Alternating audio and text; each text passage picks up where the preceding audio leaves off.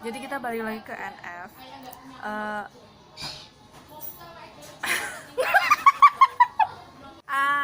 Hai guys, happy weekend. Jadi namaku Mediska dan aku Aisyah. jadi kali ini kita mau bahas Tentang salah satu kasus viral yang ada di negeri plus 62.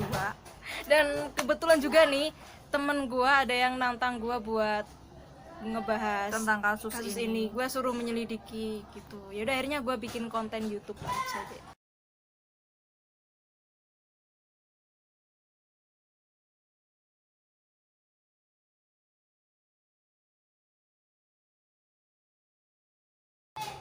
Tonton terus ya. Selain itu dia juga penggemar karakter fiktif Chucky. Siapa sih yang nggak tahu sama Chucky? Nggak sedikit orang yang takut sama karakter yang satu ini karena dia itu bisa membunuh seseorang. Jadi Chucky ini tuh terkenal banget sejak di tahun 1988 sampai sekarang dia punya 4 sequel. Aku bakal ceritain sedikit sinopsis dari Chucky ini. Jadi namanya itu adalah Charles Lee Ray. Sebelum dia meninggal, dia itu sempat memindahkan jiwanya ke dalam sebuah boneka. Jadi awalnya Chucky itu hanya sebuah boneka aja ya, bukan karena dia memang ada dia dilahirkan sebagai sosok boneka yang mempunyai jiwa pembunuh, enggak, karena ada seseorang namanya Charles Lee Ray, dia itu memindahkan jiwanya ke dalam sosok boneka Chucky. Nah dia ini juga sempat melakukan ritual voodoo untuk memindahkan jiwanya. Jadi sosok Andy yang pemilik dari boneka Chucky ini sempat kayak diteror gitu. Itu tadi guys, dua tokoh fiktif yang diidolakan oleh NF. Oh ya, for your information, kalau NF ini tuh juga pinter banget bahasa Inggris dan dia juga pinter banget buat gambar atau ngelukis. Kita sendiri ya, menurut kita sih itu gambarnya bagus banget dan itu imajinatif banget dan juga estetik banget deh. Kalian nanti bisa lihat fotonya apa aja sih yang dia gambar.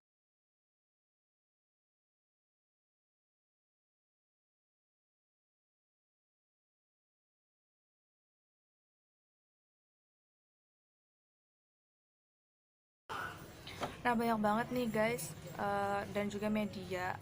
Aku baca beberapa media yang kayak curiga gitu loh, apakah sosok dari NF ini adalah seorang psikopat atau psikopat atau psikopat yang lebih familiarnya, atau dalam bahasa Inggris psikopat.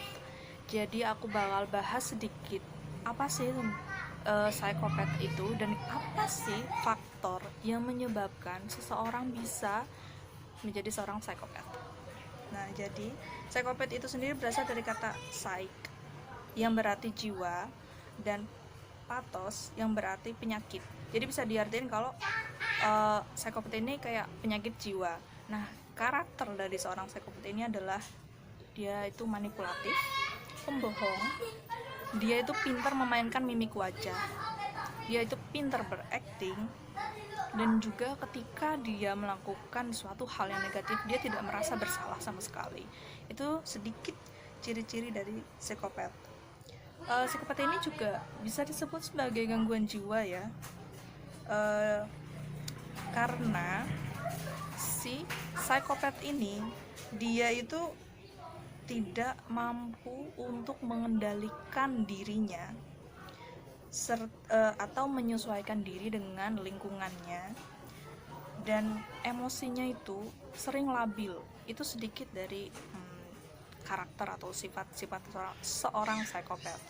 Tapi tetap harus juga melakukan kayak tes ya, karena ada sendiri tes psikopatnya. Itu hanya in general aja atau kayak secara umum aja pengertiannya.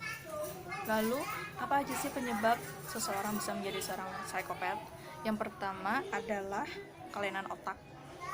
Maksudnya adalah aktivitas otak seseorang aktivitas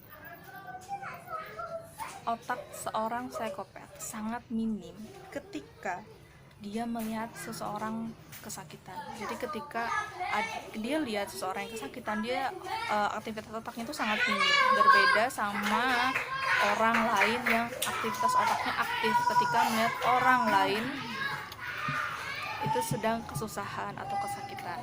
Yang kedua, faktor lingkungan. Jadi lingkungan ini berpengaruh banget ya guys.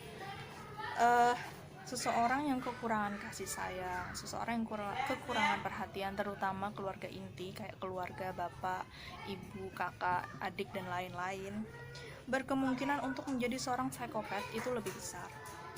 Seseorang yang tidak mendapatkan kasih sayang dalam usia 5 tahun pertama itu dapat menjadikan dia gagal dalam mengembangkan kemampuan untuk memberikan, menerima kasih dan sayang. Jadi itu sebabnya orang psikopat itu kayak dia tidak terlalu kasihan sama orang, dia tuh kayak careless, nggak pedulian orang. Ketika orang lain merasakan sakit dia biasa aja. Itu mungkin faktornya ya. Terus yang terakhir adalah karena itu memang berasal dari dirinya sendiri. Maksudnya adalah bukan itu. Maksudnya gini, seorang psikopat itu berasal dari kepribadiannya sendiri. Tapi ini masih diteliti ya guys. Ini aku dapat dari sebuah jurnal juga. Tapi kita tidak bisa langsung mempercayai itu semua karena ini memang harus dilakukan. Seseorang itu memang harus melakukan tes psikologi sendiri yang nanti bakal hasilnya tuh bakal kayak. Jadi itu tadi guys, 3 faktor yang menyebabkan seseorang bisa menjadi seorang psikopat. Tentunya harus dilakukan tes juga ya di psikologi untuk mendapatkan hasil yang konkret.